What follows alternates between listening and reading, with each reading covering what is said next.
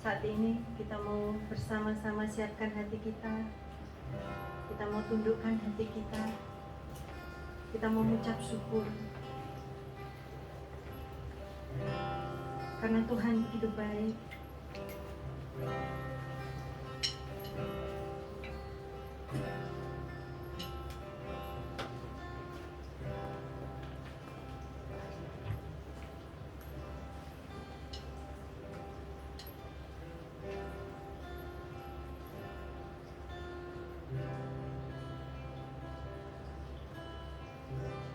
Mari kita sama-sama siapkan hati kita.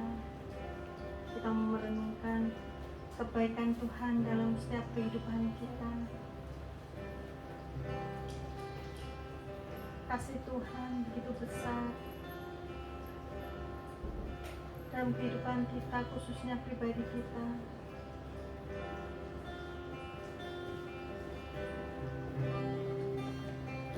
Hanya ucapan syukur yang bisa kita berikan kepada Tuhan.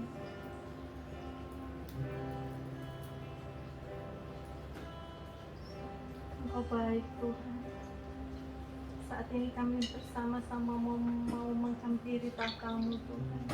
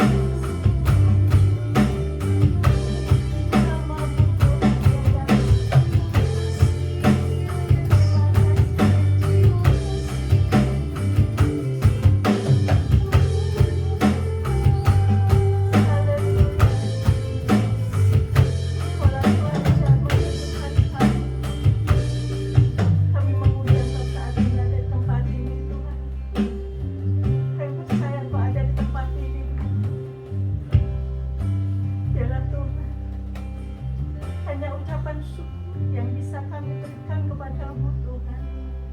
Melalui puji-pujian sebentar akan kami naikkan di hadapan-Mu. Biarlah Tuhan Kau mau urapi kami, Kau mau berkati setiap kami Bapa. Kau hadir di tempat ini. Terima kasih ya Tuhan, kami awali ibadah kami hanya di dalam nama-Mu Allah kami yang hidup. Sama-sama mari katakan amin.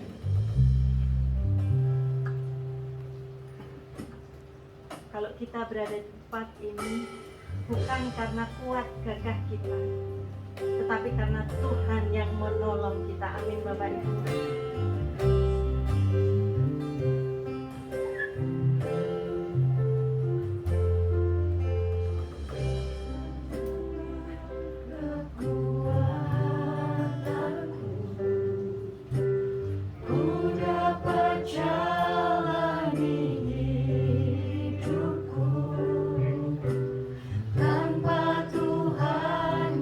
Di sampingku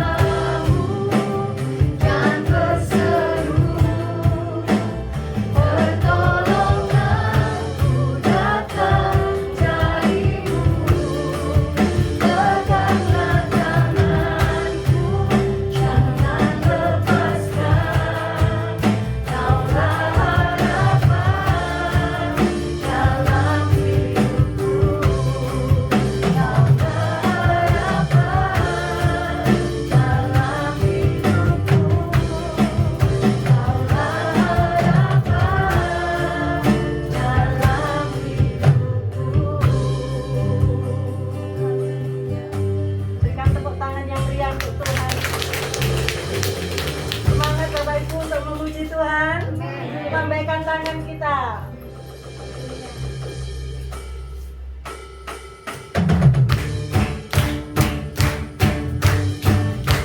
Sama-sama katakan oh oh oh.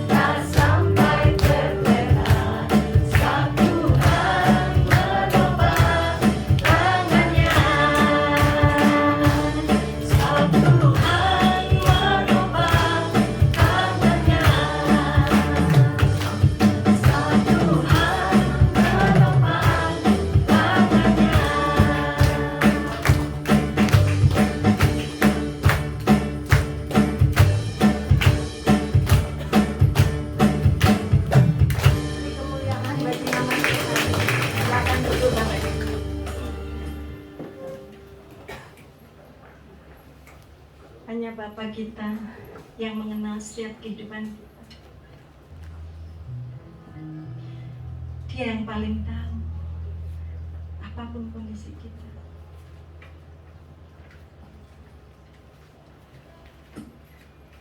Inilah janji kami, Tuhan.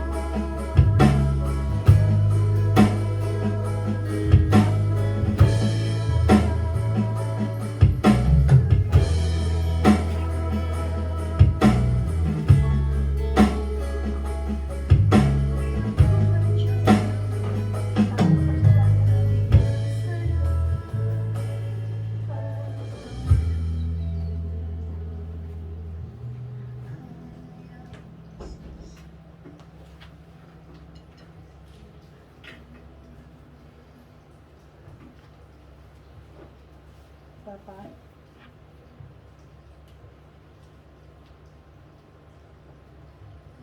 Saat ini kami datang kepadamu. Kami percaya bahwa rancangan Tuhan adalah yang terbaik bagi kami. Mungkin saat ini kami belum melihat jalan yang di depan kami, tetapi kami percaya Engkau pegang kendali atas jalan hidup kami, bahkan atas seluruh dunia ini. Itu sebabnya saat ini Tuhan, kami mau tenangkan hati kami. Kami mau Engkau berbicara kepada kami secara pribadi, sehingga kami mengerti apa yang menjadi rancangan Tuhan dalam hidup kami. Kami serahkan waktu kami selanjutnya ke dalam pimpinan Tuhan. Biarlah Roh Kudus menguasai hati dan pikiran kami, ruangan kami, juga jemaat Tuhan yang mengikuti acara ini dari rumah. Kiranya Tuhan juga akan pegang, sehingga kami boleh mengerti kehendak Tuhan disampaikan kepada kami masing-masing. Terima kasih Tuhan. Kami serahkan waktu kami selanjutnya dalam pimpinan Tuhan. Dalam nama Tuhan Yesus Kristus kami berdoa. Dan setiap kita yang percaya katakan amin. Silakan duduk Bapak Ibu Saudara.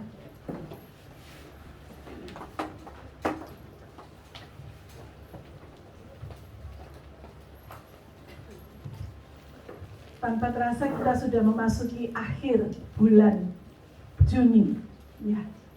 Waktu bergulir begitu cepat, ya.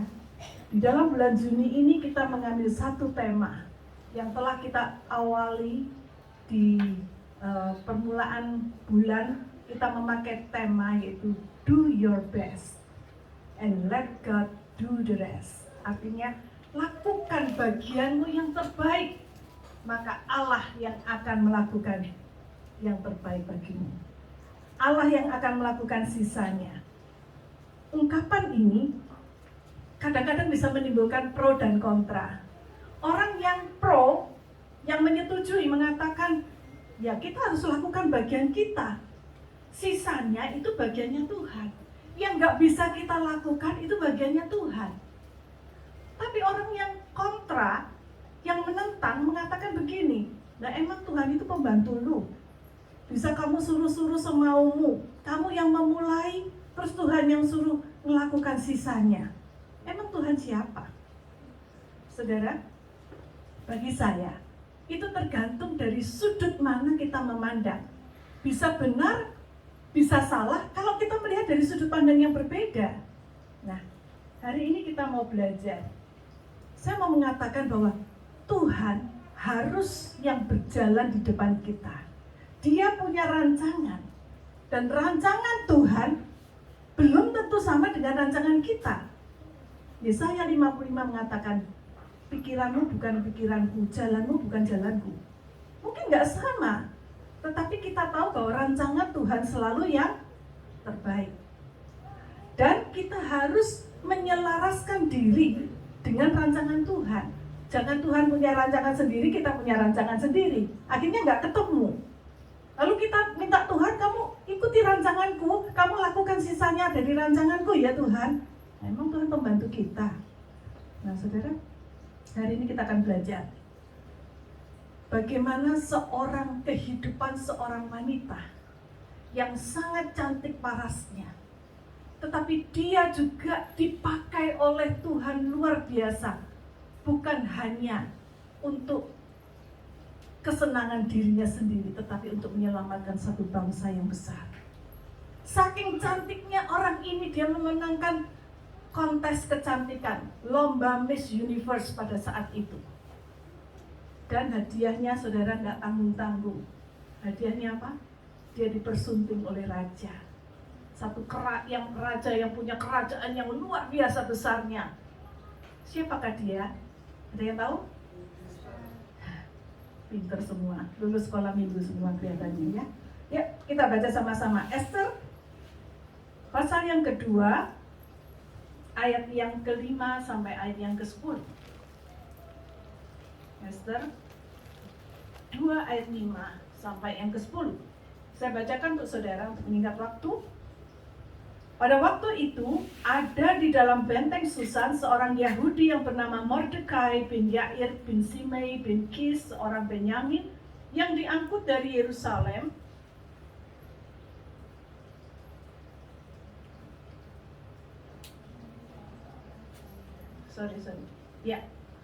Yang diangkut dari Yerusalem sebagai salah satu seorang buangan yang turut dengan Yekonia Raja Yehuda ketika ia diangkut ke dalam pembuangan oleh Raja Nebukadnezar, yaitu Raja Babel.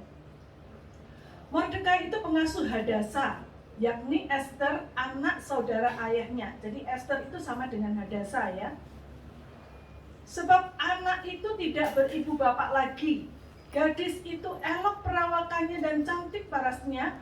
Ketika ibu bapaknya mati, ia diangkat sebagai anak oleh Mordekai.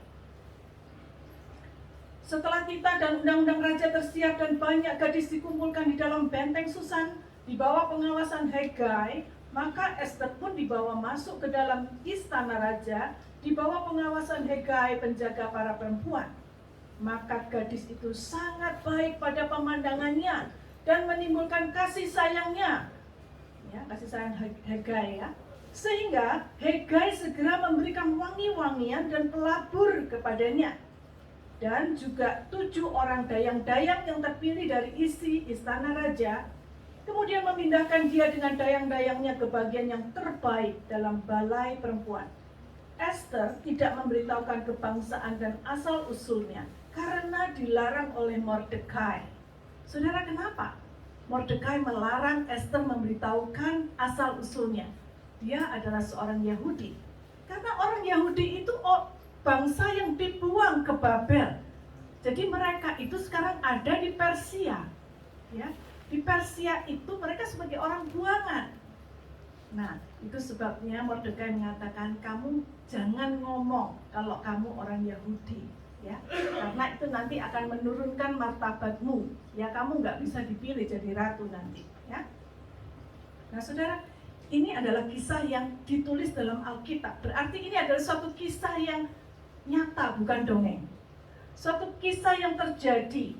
Kejadiannya di kerajaan Persia pada tahun 483 sampai 473 sebelum Masehi. Jadi ini dalam perjanjian lama ya, sebelum Tuhan Yesus datang. Kurang lebih 100 tahun setelah mereka dibuang ke Babilonia. Nah, raja yang memerintah pada saat itu adalah Raja Ahasveros, atau dikenal juga dengan nama Xerxes, ya. Raja ini dia bukan seorang penyembah Allah. Dia orang kafir, orang yang lalim, yang suka hura-hura, ya.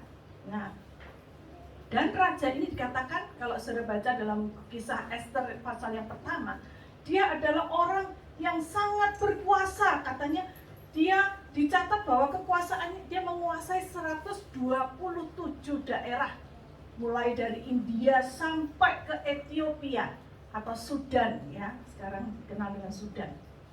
Dan kerajaannya berada, Kerajaan Ahasveros ini tinggalnya di benteng yang sangat kokoh yang namanya Benteng Susan.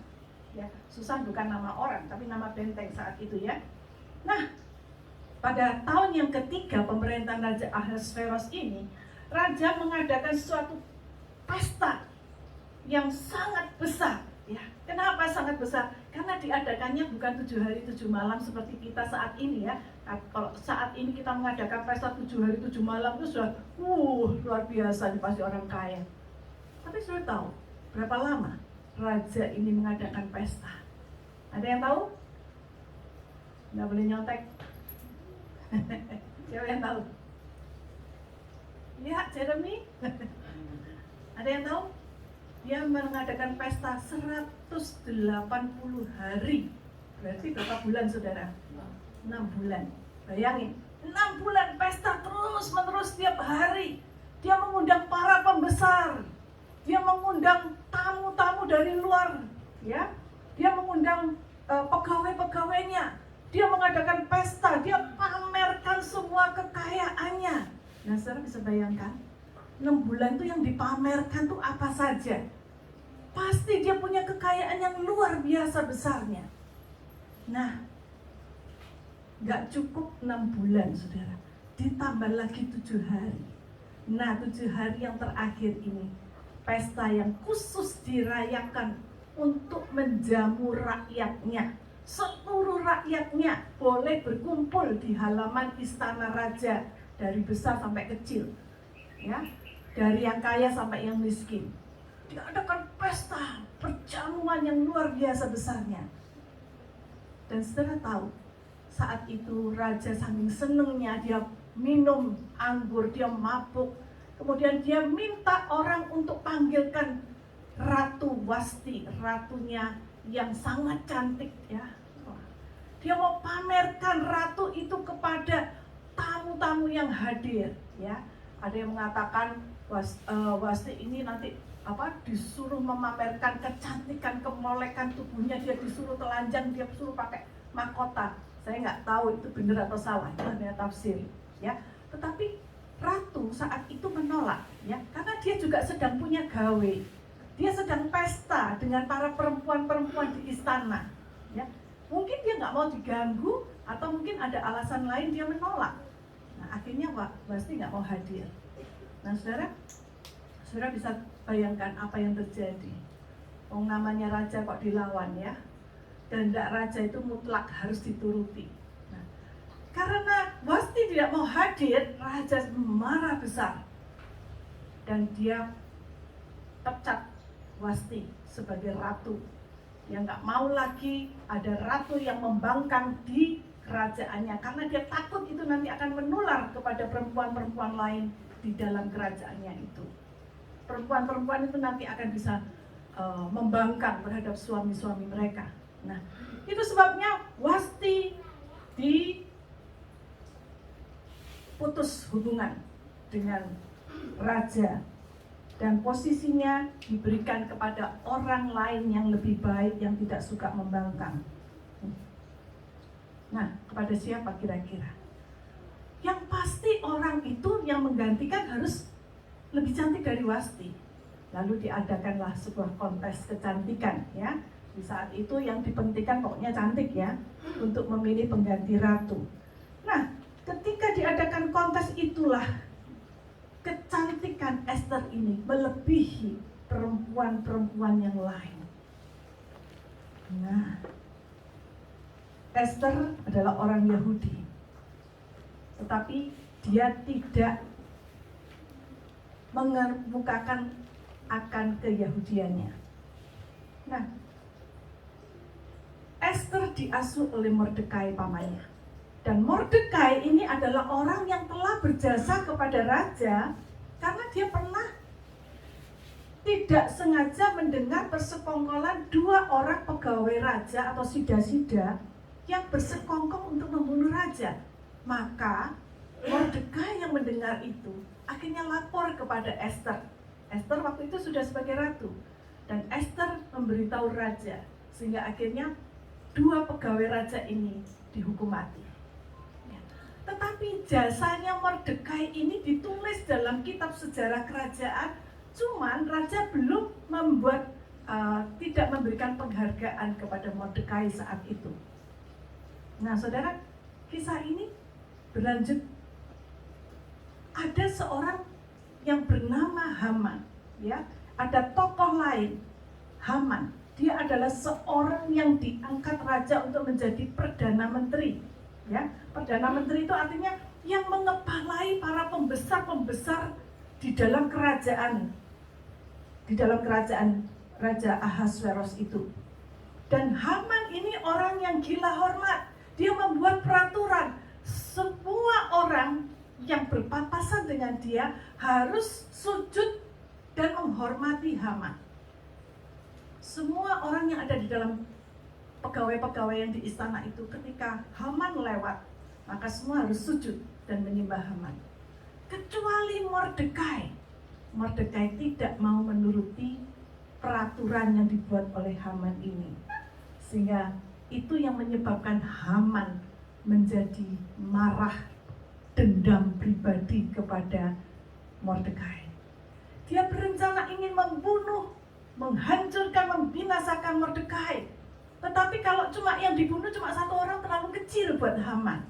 Karena dia tahu bahwa Mordekai ini adalah orang Yahudi, maka Haman merencanakan suatu pembunuhan massal, genosida, untuk menghabiskan seluruh orang Yahudi yang ada dalam kerajaan Persia.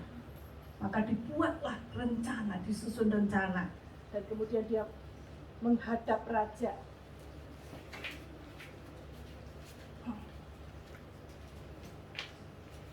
Maaf ada sedikit gangguan.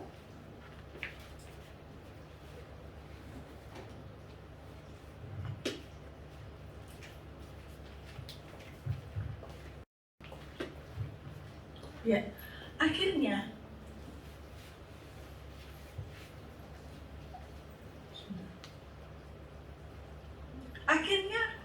dibuatlah satu surat perintah untuk menyetujui rencana jahat dari Haman ini. Dan Haman menyuap raja dengan memberikan 10.000 talenta perak. Artinya kalau di kilo itu kira-kira 340 kilogram perak untuk bisa memuluskan rencananya ini sehingga dapat tanda tangan raja. Ya, saat itu bukan tanda tangan tapi pakai cincin, ya, cincin raja yang ada cap meterainya.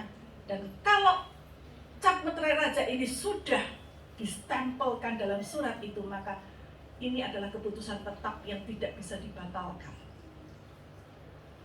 Dan Raja Ahasveros ini adalah raja yang tamak. Dia nggak mikir jauh. Yang pokoknya dia dapat hartanya lebih banyak. Dia akhirnya stempel surat itu dan diedarkan ke seluruh daerah, seluruh pelosok daerah kerajaan Persia. Dan saudara tahu apa yang terjadi? Ketika surat itu nyampe ke semua orang Yahudi, semua berkabung. Mereka menangis karena mereka tahu pada hari yang akan ditetapkan nanti, mereka akan dibunuh mati. Tidak ada yang disisakan. Nah, saudara, ada ratap tangis dan perkabungan di mana-mana. Dan hal itu akhirnya didengar oleh Esther. Karena Mordekai menyuruh orang untuk memberitahu Esther. Dan Esther sebagai orang Yahudi, dia merasa hatinya sangat sedih ketika mendengar berita ini. Lalu apa yang dilakukan oleh Esther? Walaupun Esther adalah orang Yahudi, tapi saat itu dia sudah menjadi ratu. Berarti dia adalah orang dalam kerajaan Persia. Dia punya kedudukan yang tinggi. Tetapi itu tidak membuat Esther serta-merta dia melupakan keyahudiannya. Apalagi ketika itu Esther diminta ditolong oleh pamannya yang menjadi orang tua angkatnya untuk membela bangsanya. Nah, saudara, Esther menghadapi satu situasi yang sangat sulit, sangat dilematis. Bahkan kalau saudara baca di dalam Esther pasal yang keempat ayat 13 sampai ayat yang ke-14 mengatakan demikian. Maka Mordekai menyuruh menyampaikan jawab ini kepada Esther. Jangan kira karena engkau di dalam istana raja, hanya engkau yang akan terluput dari antara semua orang Yahudi. Sebab sekalipun engkau pada saat ini berdiam diri saja, bagi orang Yahudi akan timbul juga pertolongan dan kelepasan dari pihak lain. Dan engkau dengan kaum keluargamu akan binasa. Siapa tahu, mungkin justru untuk saat yang seperti ini, engkau beroleh kedudukan sebagai ratu. Dengan kata lain, Mordekai ingin mengingatkan Esther keponakannya atau anak angkatnya ini. Walaupun kamu tuh udah jadi ratu, jangan lupakan nasib bangsamu ini. Kalau kamu lupakan, mereka bisa ditolong oleh yang lain, tapi kamu akan binasa. Siapa tahu Tuhan menempatkan kamu jadi ratu itu untuk menyelamatkan bangsamu. Saudara, nasihat pamannya ini membuat Esther sadar. Dan akhirnya Esther mengambil keputusan. Aku akan berjuang untuk membela bangsaku. Nah, saudara, apa yang dilakukan oleh Esther? Di saat ketika dia menghadapi dilema seperti makan buah simalakama, dimakan mati ibunya, nggak dimakan ayahnya yang mati.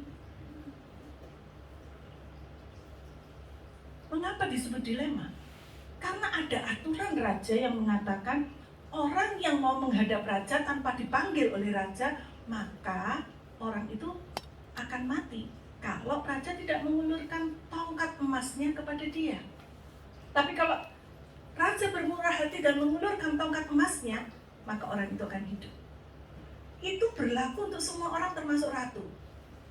Jadi itu sebabnya Esther tahu persis kalau dia datang menghadap raja, kalau raja tidak mengulurkan tongkat kepada dia, maka itu berarti dia mati. Dia bunuh diri, dia dibunuh. Gak seperti Wasti cuma dibuang, tapi dia akan mempertaruhkan nyawa. Nah, saudara, Esther bisa saja bermain aman dengan tidak melakukan apa-apa seperti permintaan Mordekai. Toh, dia seorang ratu. Siapa sih yang berani mengganggu seorang ratu? Dia bisa bersembunyi di istana raja. Karena raja juga nggak ngerti kalau dia itu orang Yahudi. Ya. Tetapi Esther membuat pilihan. Dan dia memilih untuk bertindak, untuk melakukan sesuatu bagi bangsanya yang sedang terancam bahaya. Nah, saudara, apa yang dilakukan oleh Esther? Yang pertama, dia minta, ya, kalau saudara baca kisahnya di dalam Esther pasal yang keempat ayat 16, mulai dari ayat yang ke-15 dikatakan, maka Esther menyuruh menyampaikan jawab ini kepada Mordekai. Pergilah, kumpulkanlah semua orang Yahudi yang terdapat di Susan dan berpuasalah untuk aku. Janganlah makan dan janganlah minum 3 hari lamanya, baik waktu malam, baik waktu siang. Aku serta dayang-dayangku pun akan berpuasa demikian, dan kemudian aku akan masuk menghadap raja. Sungguh pun berlawanan dengan undang-undang. Kalau terpaksa aku mati, biarlah aku mati.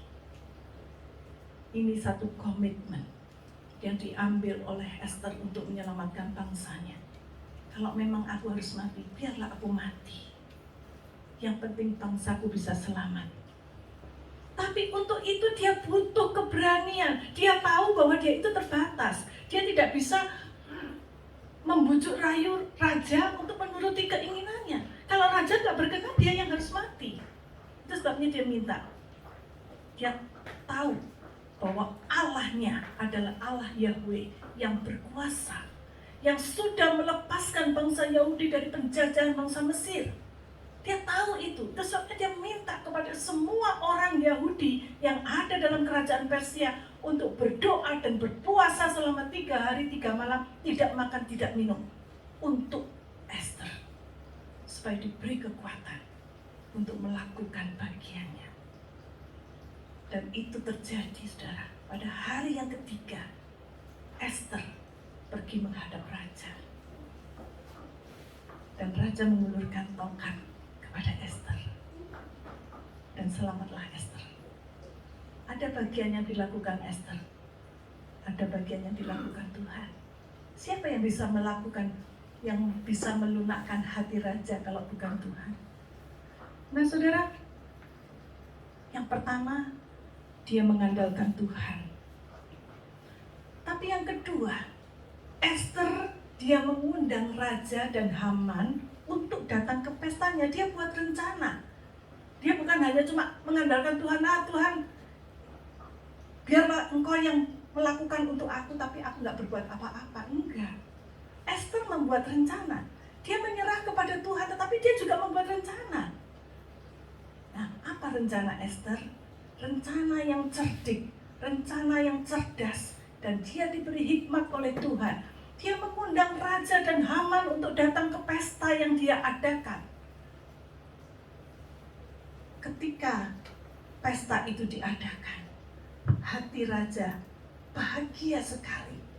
Dan dia mengatakan, Esther, apa yang kamu minta? Apapun yang kamu minta akan aku turuti, walaupun separuh kerajaan aku akan berikan kepadamu. Tapi Esther, dia berhikmat.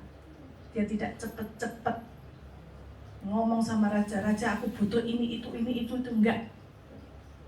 Dia undang lagi sekali sekali lagi raja dan Haman untuk datang ke pestanya yang kedua kali. Saudara, kenapa kok diundang datang untuk makan dan berpesta? Saya baru tahu ini ketika berapa puluh tahun yang lalu kami mendapat kesempatan tinggal di Singapura ya. Saat itu saudara, saya baru tahu orang Singapura itu kalau ada buat keputusan apapun ngajak makan duluan. Membuat keputusannya di meja makan. Kenapa? Kenapa kok harus makan? Karena ketika orang itu makan, dia kenyang, dia puas, hatinya senang. Dan dia bisa membuat keputusan yang murah hati, ya. Deal-deal banyak diambil pada saat makan. Nah, itu yang dilakukan oleh Esther. Esther mengundang raja makan, dia pesta, dia buatkan hidangan yang enak.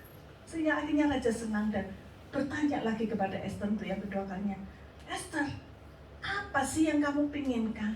Aku akan berikan apa saja. Bahkan semua kerajaan aku akan berikan kepadamu. Baru saat itulah Esther mencurahkan isi hatinya dan permohonannya kepada raja. Nah saudara, kita lihat yang ketiga, yang kedua, bahwa Esther itu adalah orang yang cerdas. Dia membuat rencana dengan tepat. Dia berhikmat. Dan yang ketiga, dia sabar menunggu. Esther menjamu raja dan Haman. Padahal Haman itu adalah yang menjadi target operasinya. Haman adalah orang yang ingin mencelakakan bangsanya. Tapi justru Haman diundang hadir dalam pestanya. Baru setelah raja menawarkan itu, yang kedua kalinya, Esther sabar ya. Sampai 2 kali raja nawarin baru dia ngomong bahwa Haman inilah orang yang ingin mencelakakan bangsa Yahudi. Dia adalah orang yang kejam. Dia sudah merencanakan hal-hal yang jahat di kerajaan ini. Dan akhirnya rencana-rencana Haman akhirnya buyar. Dan Haman mati kutu saat itu. Dan dia mati beneran karena raja murka kepada dia. Dan dia harus disula di tiang gantungan. Sebagaimana yang dia rencanakan terhadap Mordekai. Nah saudara bisa baca kisahnya nanti di rumah ya. Tapi pelajaran apa yang bisa kita simpulkan dari kisah Esther ini? Do your best and let God do the rest. Kita dipanggil oleh Tuhan untuk satu tugas yang khusus seperti yang dikatakan oleh Mordekai kepada Esther. Siapa tahu engkau dipanggil Tuhan menjadi ratu untuk menyelamatkan bangsamu. Mungkin saat ini kita juga dipanggil seperti Esther. Mungkin dalam kondisi yang serupa tapi tidak sama. Mungkin kita sedang mengalami masa-masa yang sulit. Mungkin itu kesulitan dalam ekonomi. Mungkin itu ada masalah-masalah dalam pekerjaan kita. Masalah dalam keluarga. Mungkin saat ini kita juga menghadapi situasi yang sangat dilematis. Kita harus membuat pilihan yang sulit. Saat ini, hari-hari ini, kita juga menghadapi sebuah pandemi virus corona secara global di seluruh dunia. Dan kalau saudara mengikuti tiap hari beritanya sama, banyak korban berjatuhan. Kami dalam keluarga kami sudah ada 2 orang yang kena. Lalu apa yang harus kita lakukan? Apa yang harus kita lakukan? Bagaimana kita menjawab panggilan Tuhan? Do your best. Seperti Esther yang pertama, dia datang kepada Tuhan. Dia beriman, dia bergantung penuh kepada Tuhan. Dia tahu bahwa dia tidak bisa melunakkan hati raja tanpa campur tangan Tuhan. Itu yang harus kita lakukan. Beriman, bergantung penuh kepada Tuhan. Kita tidak selama-lamanya hidup di dunia ini kok. Walaupun kita sudah jaga diri, kita pakai masker. Ya katanya sekarang maskernya nggak boleh 1, harus double. Bahkan ada orang yang sampai rangkep-rangkep berapa lapis gitu untuk menghindari virus. Mungkin kita sudah cuci tangan setiap saat. Kita sudah mengurung diri di rumah seperti burung dalam sangkar emas. Ya walaupun rumah kita bukan emas, tapi kita nggak berani keluar. Kita sudah semprotin desinfektan di mana-mana benda-benda yang ingin kita pegang. Kita sudah jaga protokol kesehatan, tapi yang namanya virus tidak kelihatan. Masih bisa kebobolan, saudara. Orang-orang yang kena itu bukan orang-orang yang semuanya orang-orang yang abai. Ada orang-orang yang sangat menjaga protokol kesehatan, tapi tetap kena. Ya, saudara. Lalu apa yang bisa kita lakukan? Serahkan hidupmu pada Tuhan. Pindahkan hatimu ke sorga. Alihkan. Kalau kita cuma memandangi dunia ini, kedonyan, kita nggak melihat ke atas, kita akan stres, saudara. Ketika pekerjaan kita mungkin bangkrut, semua orang mengalami kemerosotan, bahkan ada yang gulung tikar. Mal-mal yang besar sudah pada berjatuhan. Nah, saudara, kita akan stres. Tapi kalau kita melihat, oh di dunia ini cuma sementara, tapi aku punya rumah di sana, itu yang kekal. Kalau kita sudah pindahkan hati kita ke sana, kita nggak perlu takut. Kematian bukan sesuatu yang menakutkan bagi orang percaya. Kematian itu seperti orang pindah rumah saja, dari satu tempat ke tempat lain. Sama-sama enaknya, sama-sama senangnya. Kalau saya masih punya tugas yang belum selesai di dunia ini, saya pasti akan hidup. Tapi saya hidup, saya harus lakukan tugas saya. Dan itu yang terbaik, seolah-olah kepada Tuhan, bukan kepada manusia. Lakukan untuk Tuhan. Do your best. Kalau di luar itu, sisanya serahkan pada Tuhan. Saudara, yang kedua, apa yang harus kita lakukan? Ada kerelaan hati untuk berkorban seperti Esther. Untuk satu tujuan yang lebih besar, itu menyelamatkan kehidupan banyak orang. Saudara, beberapa waktu belakangan ini saya tiba-tiba jadi artis dadakan, saudara. Setiap hari telepon itu berdiri mulai dari pagi sampai petang. Gak ada selanya, sampai mau makan susah, mau mandi ya susah. WA itu chatting ratusan, saudara. Begitu gak dibuka aja sebentar aja ratusan nih. Tujuan mereka semua pada mencari vaksin. Dan karena kebetulan saya ditunjuk menjadi salah satu koordinator vaksin BMGK di kota Malang ini, yang datang itu bukan hanya orang Malang tapi dari luar kota, saudara, semua pada daftar ke saya. Saudara, seandainya saya boleh milih, saya nggak mau seperti itu. Itu di luar apa yang saya pikirkan, itu di luar apa yang saya duga. Saya nggak senang seperti itu. Tapi karena saya itu seperti orang yang sudah kadung didorong masuk ke cebur gitu ya, ya saya berenang sekalian gitu, saya nikmati. Apa sih sebetulnya tujuannya? Tujuan saya bukan untuk terkenal, saya cuma ingin menolong orang lain. Mereka sangat butuh, mereka ketakutan, mereka kebingungan karena melihat korban berjatuhan di kanan kiri. Kita ingin menyelamatkan diri. Dan untuk alasan kemanusiaan inilah kita harus berkorban. Kerelaan hati untuk berkorban. Kita bisa saja bermain aman dengan tidak melakukan apa-apa. Tetapi apakah itu yang diminta oleh Tuhan? Dan yang ketiga, mintalah hikmat dan kesabaran dari Tuhan. Seperti Esther, dia tidak mau gerusa-gerusu dalam bertindak. Dia menanti timing yang pas. Dia nunggu, sabar, sampai 2 kali dia mengundang raja dan Haman datang, baru dia ngomong. Ya, artinya dia berhikmat dan dia sabar, dan akhirnya membuahkan hasil yang terbaik. Saudara, kadang-kadang orang kalau kepepet, ya, dia pakai jurus kepepet, dia menghalalkan segala cara, ya. Orang mencuri, orang korupsi, orang jual diri. Kenapa? Karena kepepet. Alasannya kepepet saya, kebutuhan ekonomi. Kepepet hal-hal yang lain, ya. Karena dia nggak mau repot sebetulnya. Dia mau cari cara yang gampang dan cepat. Karena kenapa orang terjerat dalam narkoba? Kenapa orang kecanduan game? Sebetulnya itu karena kepepet, ya, dengan situasi kondisi yang tidak bisa dia selesaikan. Dia ingin melarikan diri dari kenyataan. Dia ingin pindah ke dunia lain, di mana di sana dia bisa berfantasi, dia bisa fly.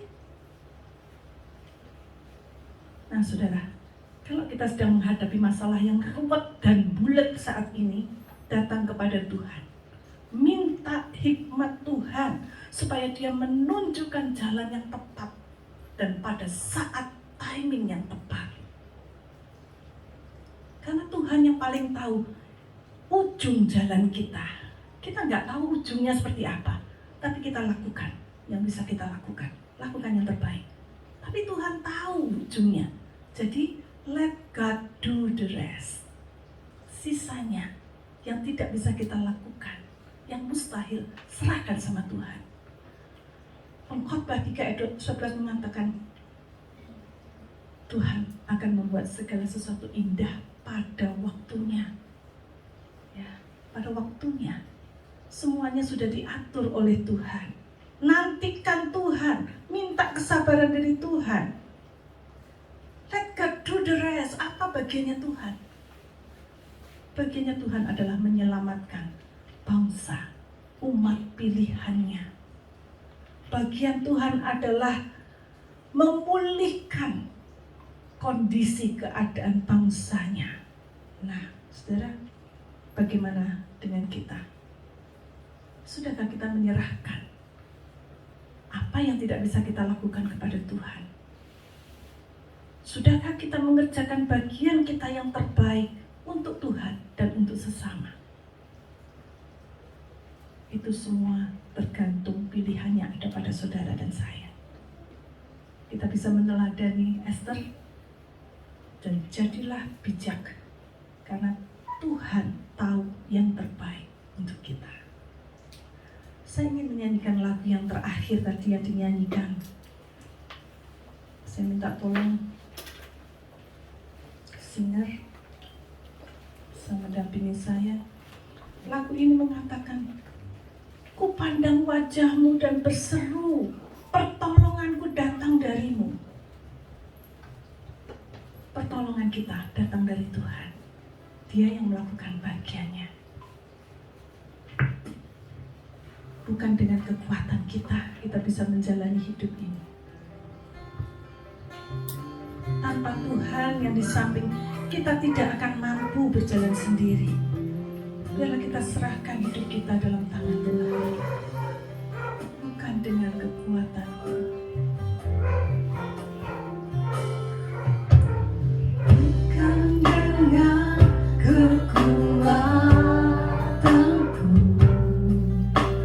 ku dapat jalani hidupku. Tanpa Tuhan yang di sampingku, ku tak mampu sendiri. Engkaulah kuatku Tuhan, Engkaulah kuatku yang menopang tanganku, yang menopangku. Ku pandang wajahmu dan berseru, pertolonganku hanya datang darimu. Ku datang darimu. Pegang tanganku, jangan lepaskan Tuhan. Jangan lepaskan. Kaulah harapan dalam hidup. Mari saya undang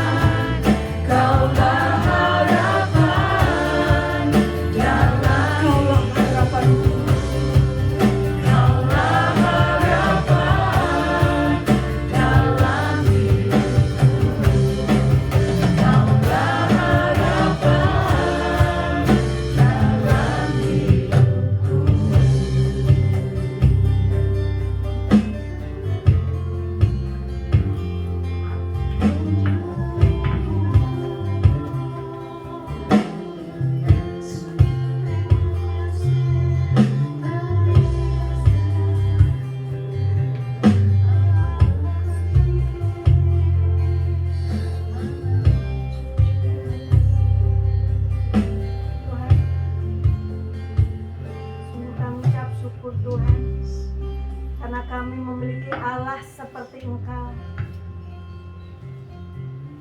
Karena kami memiliki Allah yang lebih besar dari apapun yang kami hadapi di dunia ini.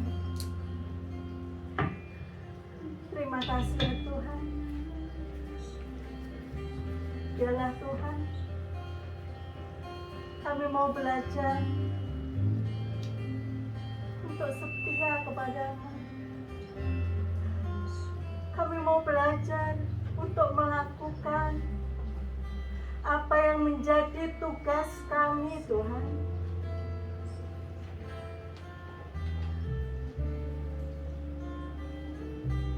Kami mau lebih berserah lagi kepadamu, Tuhan. Dan selebihnya kami serahkan kepada tangan-Mu. Kami percaya Engkau sanggup memulihkan kondisi kami. Kami percaya Engkau sanggup, Tuhan, buka jalan buat masalah yang sedang kami hadapi. Dan saat ini juga Tuhan, Engkau menjamah setiap kami. Yang susah Engkau hiburkan Tuhan. Yang sakit Engkau sembuhkan Tuhan. Terima kasih ya Tuhan. Terima kasih ya Bapa, kuasa-Mu nyata dan hidup kami. Haleluya. Hanya di dalam nama Tuhan Yesus kami berdoa dan berserah. Mari sama-sama katakan amin. Silakan duduk Bapak Ibu. Untuk pengumuman, setiap hari Minggu ada ibadah umum dimulai jam 8. Untuk minggu depan kita akan ada perjamuan kudus. Mari kita sama-sama mempersiapkan diri kita yang terbaik untuk Tuhan. Hari Jumat ada ibadah youth dimulai pukul 16. Bapak Ibu yang terkasih, kita akan berikan persembahan untuk Tuhan. Tuhan menetapkan langkah-langkah orang.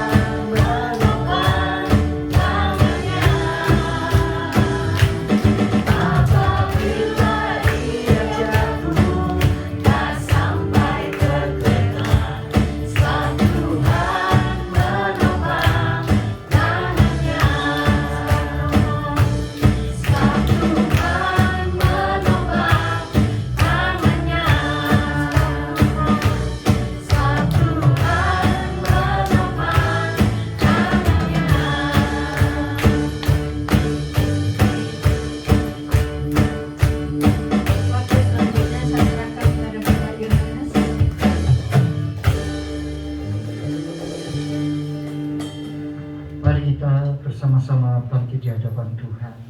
Kita mau serahkan persembahan kita ke dalam tangan Tuhan. Kita serahkan kehidupan kita ke dalam tangan Tuhan.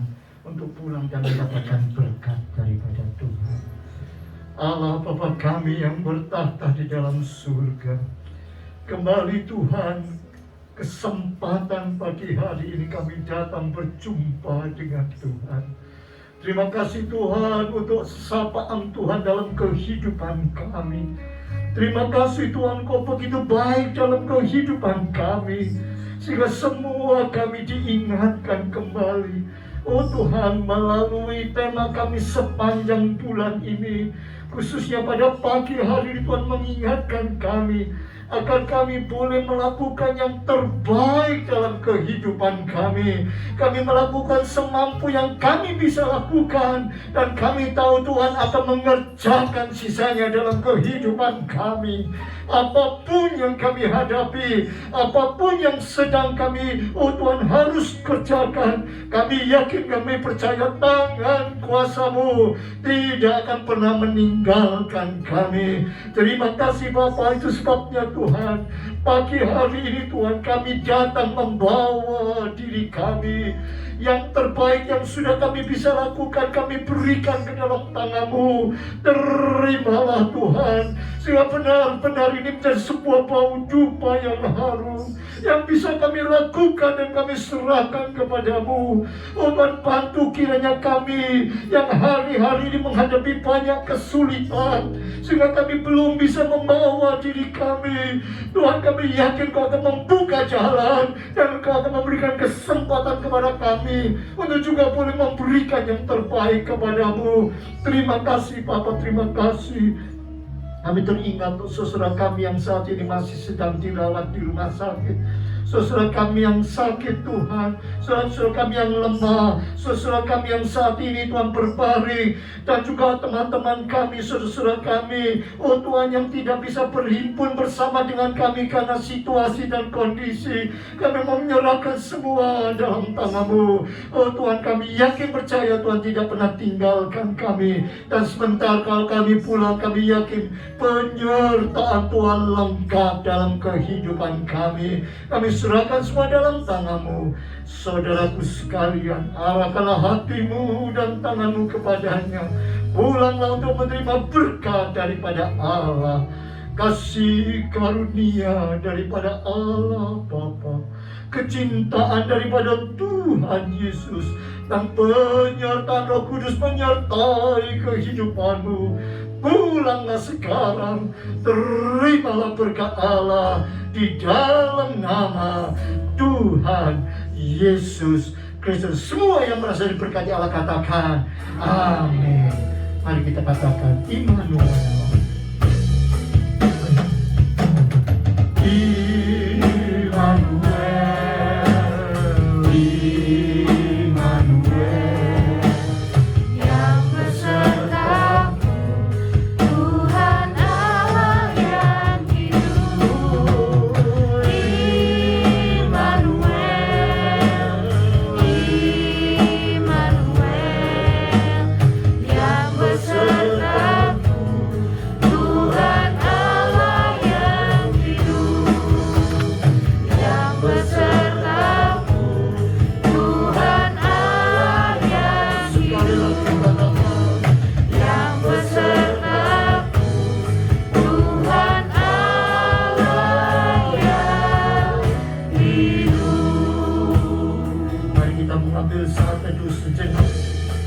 Merenungkan kebenaran firman Tuhan dan mengambil komitmen